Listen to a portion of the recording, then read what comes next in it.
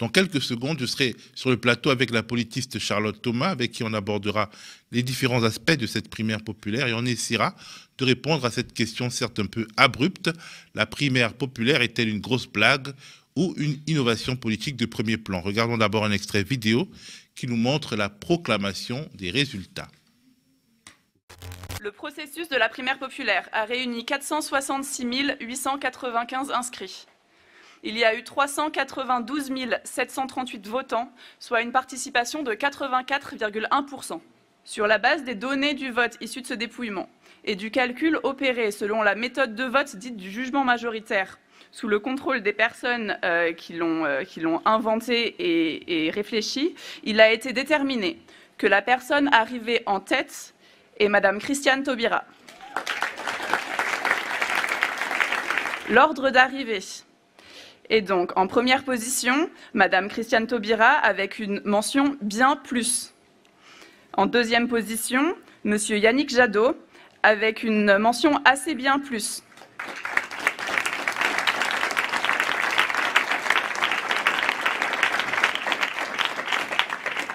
En troisième position, Monsieur Jean-Luc Mélenchon avec une mention assez bien moins. Bonjour Charlotte. Bonjour. Vous êtes politiste, c'est-à-dire chercheuse spécialiste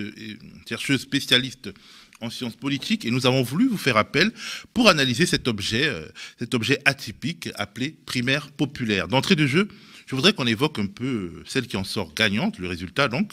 On est d'accord pour dire que ce n'est pas vraiment une surprise si Christiane Taubira gagne cette primaire populaire. Tout à fait. Alors, je précise juste aussi, par souci de transparence, que je suis effectivement politiste, et c'est dans ce cadre-là que vous m'invitez, c'est comme ça que je viens parler, mais que je suis également militante dans l'Union populaire, dans un groupe d'action en Seine-Saint-Denis, en toute transparence. Ce militantisme informe juste ma compréhension du politique, etc. Mais effectivement, en fait, il n'y a aucune surprise, puisque de cette primaire populaire, dite populaire, investiture d'ailleurs, parce que ça a beaucoup évolué dans le format, il y avait 7 candidats finaux en liste, dont 3 qui s'étaient déclarés contre cette investiture potentielle, 3 qui étaient quand même relativement inconnus, et une qui est connue et qui donc a remporté cette primaire populaire sans, encore une fois, trop de suspense. Oui, effectivement. Et en fait, on s'est rendu compte qu'après, finalement, son entrée dans la machine de la primaire populaire, son choix d'y adhérer, son annonce de candidature, il y a eu un certain nombre de gens qui sont inscrits, et on s'imagine que ces gens-là sont inscrits pour voter pour elle. Oui, alors là, moi, je me fie parce que déjà aussi, ici, on va discuter de la primaire populaire, mais comme on disait, pour prendre aussi un petit peu de hauteur et pas uniquement être dans les enjeux vraiment strictement de candidats, mais dire ce que ça nous dit un peu de la gauche et de la chose politique. Mais effectivement, donc de ce que j'ai lu, parce que moi, je m'en fie en fait aux déclarations des organisateurs, organisatrices de cette primaire dite populaire, suite à l'entrée en campagne de Christiane Taubira le 15 janvier, il y a eu une augmentation des inscriptions. Après, par exemple, sur le taux de participation, on a noté 85%. Alors là aussi, avec des enjeux, parce qu'a priori, on peut voter plusieurs fois. Enfin, je crois que ça, vous allez y revenir. Mais 85%, alors c'est élevé, effectivement.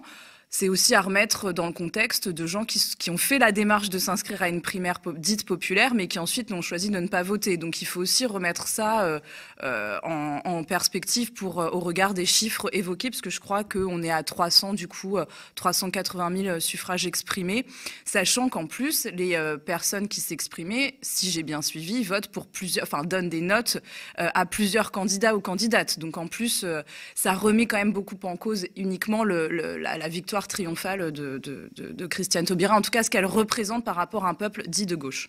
En tout cas, dans l'extrait vidéo qu'on a regardé, la manière dont les résultats sont divulgués interpelle. On parle de pourcentage de mentions attribuées, des mentions comme très bien, bien, assez bien, passable ou insuffisant, ça nous rappelle le bac.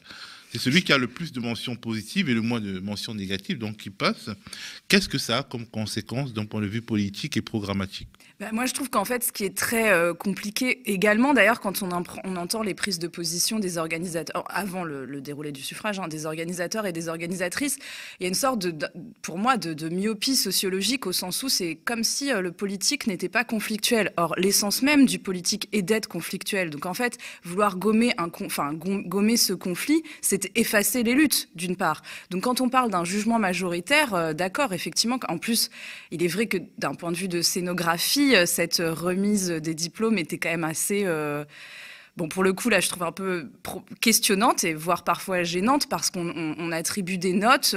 Aussi, il faut voir le panel sociologique. Enfin, moi, j'aimerais bien vraiment avoir une ventilation sociologique des personnes qui se sont exprimées, qui ont exprimé leur suffrage pour voir quelle est leur représentativité des peuples dits de gauche.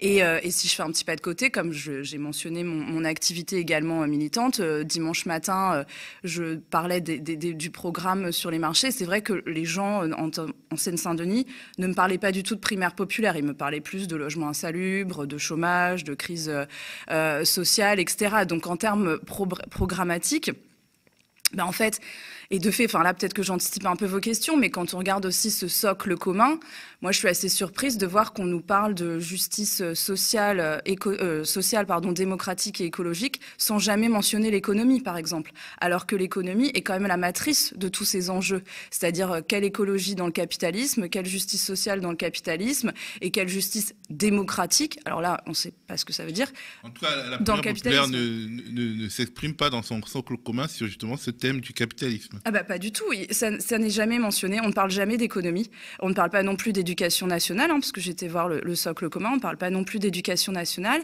Et alors, assez questionnant aussi pour un socle commun pour une présidentielle, dont on sait que le président ou la présidente, enfin les prérogatives régaliennes du président ou de la présidente sont les questions afférentes aux questions les choses afférentes aux questions internationales, comme l'Union européenne et les relations internationales. Il n'y a aucune mention de ces domaines dans le socle commun. Or, comment aujourd'hui, alors qu'on est dans l'Union européenne, comment envisager une quelconque justice sociale si on ne parle pas des traités européens qui sont extrêmement néolibéraux? Enfin, il y a une vraie aporie et donc juste, il y a une myopie sociologique au sens où je trouve que cette primaire donne l'impression que ce qui compte, c'est le concours de beauté, le candidat ou la candidate, mais encore une fois, quelle est l'entrée par les idées?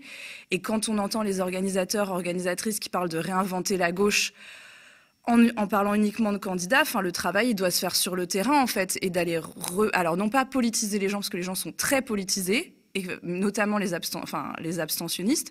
Faut pas croire que c'est des gens qui ne votent pas par choix de ne pas voter. Il y a une part d'abstentionnisme qui est un combat politique dans les franges libertaires, anarchistes, etc., et qui est crucial. Il faut que ces gens restent abstentionnistes parce que ce sont comme les ZAD un peu des endroits où on invente le politique de demain. Et il y a une part aussi d'abstentionnistes qui ne votent plus parce qu'ils ne croient plus en la conversion de leur lutte dans un vote. Et c'est là où c'est sur ça qu'il faut travailler, mais pas sur présenter un autre candidat, parce que sur l'utilité aussi de la primaire de gauche, si on parle en fait de la politique, donc là pour le coup vraiment des choses partisanes, il me semble que l'enjeu de cette primaire populaire était de faire l'union de la gauche. Or, on a donc une candidate en plus. On a une candidate en plus. Alors, en parlant toujours, en restant sur la thématique des idées, finalement, il n'y a pas eu de grand moment de discussion entre les différents candidats qui acceptaient le principe de la primaire populaire. Et Christiane Taubira même n'est pas venue à un débat qui avait été organisé. Elle a envoyé quelqu'un. Ça veut dire quelque chose quand même. Mais tout à fait, c'est ça. Je veux dire, donc, là, on en revient encore. Enfin, moi, ce que je trouve vraiment dommageable, enfin, genre, en tant que politiste, là, pour le coup, donc quelqu'un qui quand même à petite connaissance de la chose politique, c'est qu'on a déjà très peu de fenêtres médiatiques dans la presse dite, disons, capitalistique, pour le dire rapidement. Et là, en fait, la gauche, hein, je veux dire, la pensée dite de gauche, parce que là aussi, il y a beaucoup de choses à dire. Donc, on a déjà très peu d'opportunités pour porter des thèmes de la gauche. Aujourd'hui, on nous parle d'immigration tous les 4 matins, de racisme, etc. Et de repli sur soi. Et là, en fait, cette fenêtre médiatique, elle a été occupée par un concours de personnes, pas du tout pour porter des idées, encore une fois, j'insiste vraiment, mais sur les combats de la gauche, sur ce qui intéresse les lecteurs et les lectrices potentiels de gauche, c'est-à-dire son salaire, ses conditions de travail, l'hôpital public qui crève, l'éducation nationale, etc. Et là, comme vous le disiez, enfin, le fait que même la seule candidate putative à l'époque, mais en tout cas qui était favorable à cet objet politique dont certains et certaines disaient depuis le début qu'il était fait quand même pour adouber la candidature de Christiane Taubira, le fait même qu'elle n'ait même pas participé à un quelconque débat d'idées et dont on ne sait pas aujourd'hui encore quel est son programme, puisque par exemple sur le socle commun, donc le socle commun envisage, donc le socle commun c'est les engagements très très légers auxquels qui font le socle donc de la primaire populaire. Dans ce ce socle commun, par exemple, on parle de la 6e République. Alors moi, je ne sais pas ce que Christiane Taubira pense de la 6e République, mais si on en revient à son programme de 2002, elle était quand même pour un renforcement des pouvoirs du président. De la un même renforcement de la 5e République. Bah voilà, donc elle est aussi pour, là je l'entendais à la matinale France Inter il y a quelques temps, donc elle est aussi pour un allongement du temps de travail. En 2002, elle était plutôt favorable à la retraite par capitalisation. On rappelle aussi qu'elle était dans le gouvernement Hollande. Donc, à quel moment, en fait, déjà ça, je pense qu'il aurait été bien d'en discuter par rapport aux autres forces de gauche. Et encore une fois, quand il n'y a pas de débat d'idées, qu'est-ce que ça dit de ces gens qui pensent réenchanter le politique? On est dans la stratégie pure, mais la stratégie, c'est précisément ce qui a écœuré les électeurs et les électrices de gauche. Donc je ne comprends pas très bien, en fait. Alors, ce scrutin au jugement majoritaire s'est déroulé sur Internet, c'est important de le dire, et de nombreuses polémiques ont éclaté sur Twitter notamment, sur les possibilités de vote multiples et de hacking du système. On regarde un petit extrait vidéo.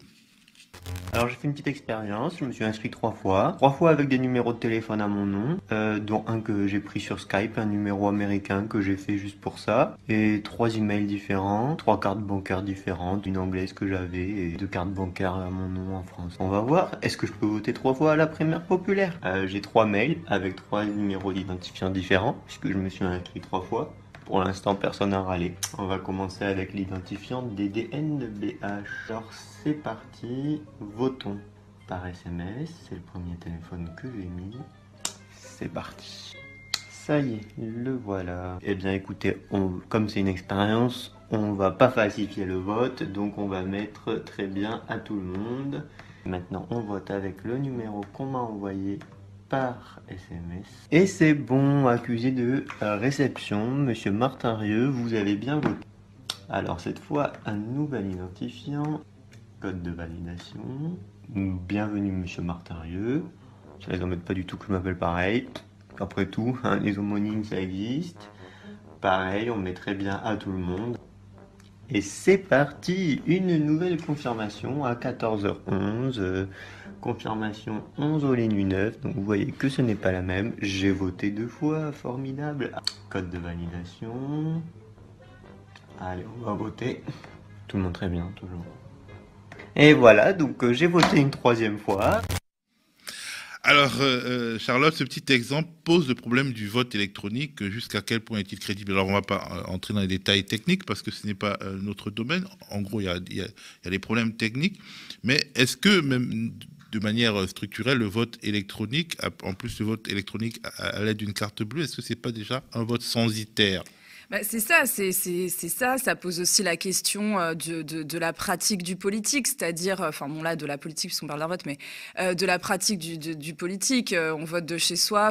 Je veux dire, un moment de scrutin, c'est aussi un moment donné où on se déplace, on va dans un espace commun partagé avec d'autres électeurs et électrices. Il y a toute une mise en scène, en fait, du vote qui est importante parce que ça fait partie de la socialisation, ça fait partie du contact humain, etc. Donc, il y a déjà cette dimension en termes de contact. Et puis, effectivement, voter avec sa carte bleue. Là aussi, et après, je tiens quand même à dire que je sais très bien, les militants et les militantes de la primaire populaire se sont engagés, on est un combat politique. Je respecte complètement ça. Je dis juste que ça pose vraiment des questions dans ce que ça produit au final. Et c'est vrai que, encore une fois, sur cette entrée dans le rapport politique, donc là, vous mentionnez par exemple le fait de voter avec une carte bleue. Encore une fois, par rapport, en plus, certains de ces organisateurs, organisatrices ont quand même une formation de sociologie politique, censée. Donc, ça pose la question de comment on appréhende la chose politique dans une certaine partie de la gauche. Et c'est ça qui, je trouve, je me répète un petit peu, mais témoigne d'une myopie un peu sociologique et d'une loupe journalistique en pensant que ce qui compte c'est le candidat ou la candidate ou la façon de faire, parce que c'est ça, il y a aussi un côté un peu ils ont vraiment insisté sur l'expérimentation que constituait cette mise en pratique inédite du jugement majoritaire, en fait. Sur ça, sur le côté jeune, alors moi, le côté jeune, je veux dire, c'est très bien la jeunesse, mais ce n'est pas une vertu en soi. Emmanuel Macron est un président jeune, on l'a beaucoup entendu en 2017. Est-ce que ça fait de lui un progressiste? Je suis pas complètement convaincue. Donc en fait, c'est comme si encore une fois, avec beaucoup je respecte les engagements des gens, mais c'est comme si on s'était attaché à des espèces de choses un peu, des totems un peu importants. Enfin, ça, le caractère nouveau, le caractère inclusif, mais inclusif de quoi, de qui, on ne sait pas, aux dépens du contenu, en fait. Et là, vraiment, j'insiste, je trouve que c'est... sociologiquement, pour prendre vraiment le mot bourgeois au sens sociologique, il y a une petite myopie sociologique aussi à ça, à penser que ce qui intéresse et ce qui fait du politique, c'est des gens, quoi. Alors que, encore une fois, j'insiste lourdement, mais on devrait convaincre les gens par les idées, en fait. Et c'est à ça qu'il faut les amener aux politiques, pas par des porte-drapeaux, quoi. Et des pratiques, disons, expérimentales. Alors, tout à fait.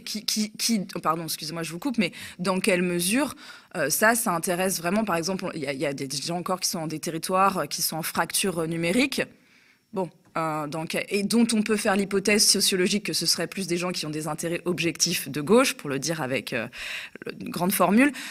Quel est leur rapport à une primaire populaire sur laquelle on vote par Internet ?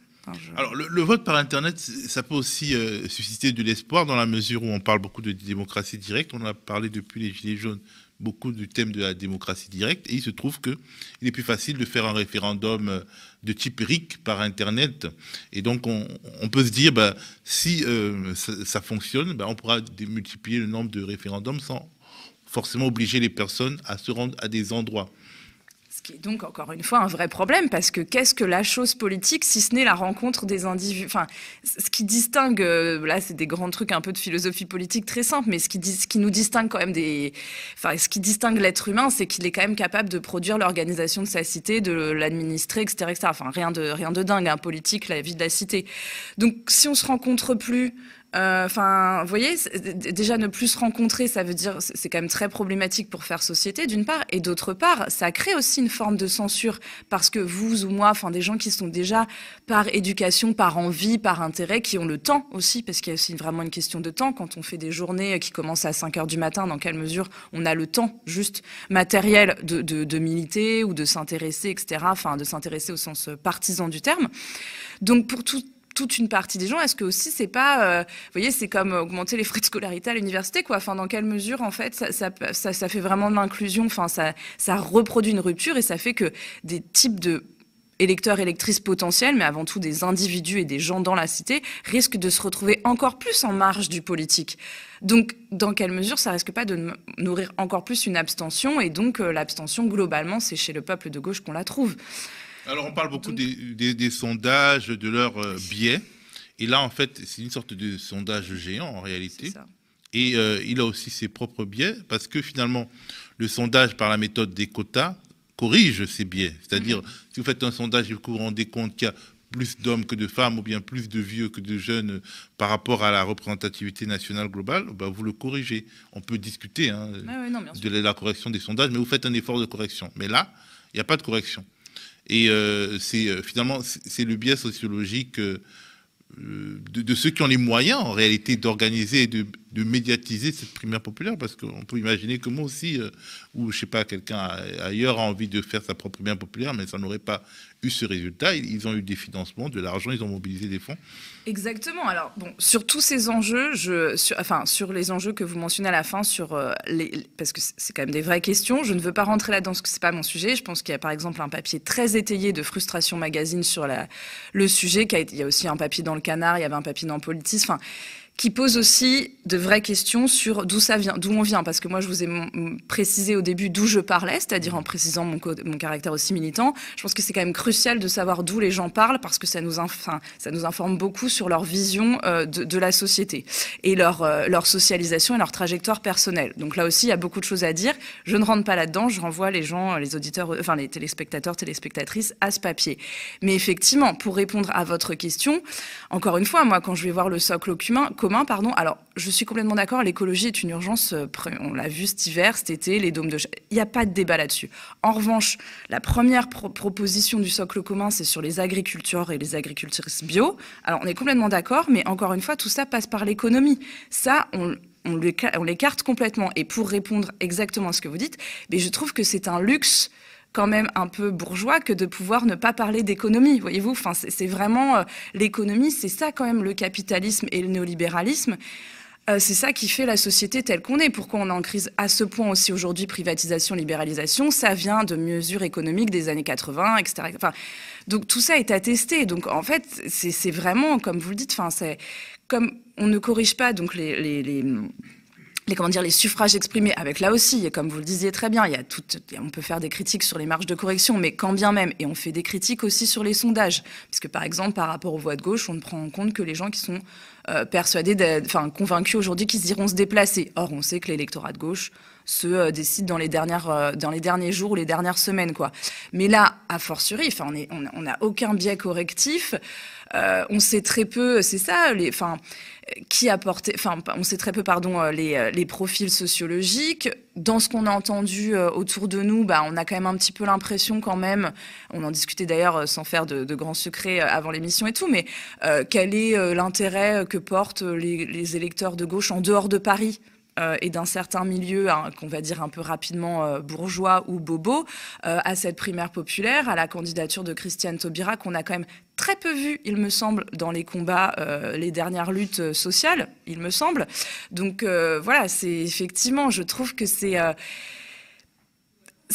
problématique parce que ça reprend en fait tout un tas de tactiques politiques mises en place en 2017 par La République En Marche avec les résultats qu'on sait en fait. Parce que c'est une appréhension du politique par le haut qui ne prend pas en compte, encore une fois j'insiste lourdement, mais vraiment très lourdement, qui ne prend pas en compte les idées et qui ne prend pas en compte entre guillemets le bas au sens non péjoratif du terme, au sens sociologique du terme. La base. Voilà, la base. Parce que oui voilà, quand on dit entrer par le haut, entrer par le bas en sciences politiques, c'est juste pour trouver un angle, mais c'est pas du tout péjoratif, bien au contraire. Mais on parle d'union populaire, mais l'union populaire, est-ce qu'elle se fait avec des partis ou est-ce qu'elle se fait avec des syndicats, des travailleurs sociaux, des personnels hospitaliers, des enseignants? Enfin, c'est quoi l'union? Enfin, vous voyez, c'est quoi l'union en fait? De quelle union on nous parle? On nous parle d'union d'appareils politiques. Alors qu'encore une fois, bon, déjà, on a vu les primaires passées 2017, la primaire du PS, c'était pas un super succès. Et encore une fois, enfin, les électeurs, les électrices, ils ont été pour beaucoup écœurés des appareils politiques partisans, très notamment du PS, dont le PRG, enfin le Parti radical de gauche n'est pas loin et à partir une succursale voilà. Un peu plus à droite d'ailleurs que le exactement PS. un peu plus à droite. Bon. Alors, est-ce que Christiane Taubira peut espérer une sorte de levier? En tout cas, elle a annoncé qu'elle appellerait les autres candidats dits de gauche, hein, c'est-à-dire Anne Hidalgo, Yannick Jadot et Jean-Luc Mélenchon. On regarde un extrait de cet appel. Alors, au nom de ce que vous avez choisi de faire ce soir, et pour lequel je vous exprime à nouveau ma gratitude, au nom de vos choix de ce soir, je prendrai l'initiative d'appeler les autres candidats. Je le ferai en respect. Je le ferai en respect. J'appellerai Anne, j'appellerai Yannick, j'appellerai Fabien, j'appellerai Jean-Luc. Je le ferai en respect. Parce que je l'ai déjà dit, chacune, chacun est légitime à sa place. Chacune, chacun est fondé sur son parcours, sur ses combats, sur ses actions, est fondé à être à la place qu'elle et il a choisi d'occuper. Mais notre sort appelle aujourd'hui l'union et le rassemblement. Notre sort commun appelle l'union et le rassemblement.